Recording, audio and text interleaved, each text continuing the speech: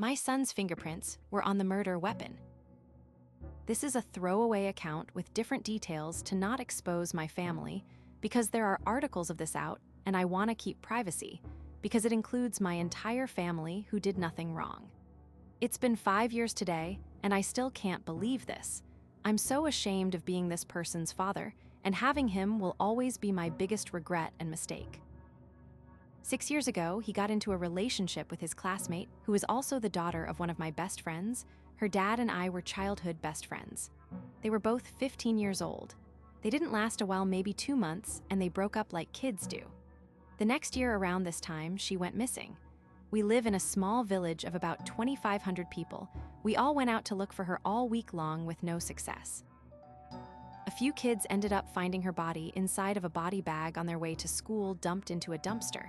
She was naked with multiple stab wounds all over her, and she was covered in blood. They found the knife dumped with her, and my son's fingerprints were all over it. I had absolutely no idea about any of it because he came home at around 9 p.m. in clean clothes, and he even helped search for her. He confessed to everything as soon as he was faced with the evidence, and they prosecuted him as an adult, and he got 25 years in prison. And I don't feel bad for him at all. I never visited him after that.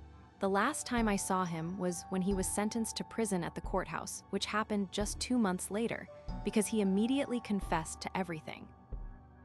Ever since then, our entire community has shunned us. My friends spit in my face in front of the entire village, and he'd have killed me if people didn't intervene. And I didn't and couldn't even blame him for it, because I have 2 daughters and I get it completely. I publicly disowned him, and so did our entire family, but the guilt and shame was just too much. I lost all my friends, and I didn't have the heart to show my face in that village anymore.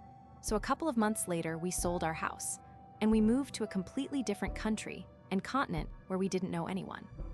I lived in that village my entire life. All my family and friends were there. It was one of the hardest things I've ever had to do, but it was for the good of my family. I hate my son for what he did to that poor little girl, and I hate him for destroying our family's entire life, and I hate him for making one of my very best friends go through the worst pain a father could ever experience. Every single year on this day, I feel it all over again like it's just happened, and I feel like absolute shit. He deserves every single minute he gets in that prison, and if it was up to me, I'd never let him out. He deserves to rot in there. Follow for what happens next.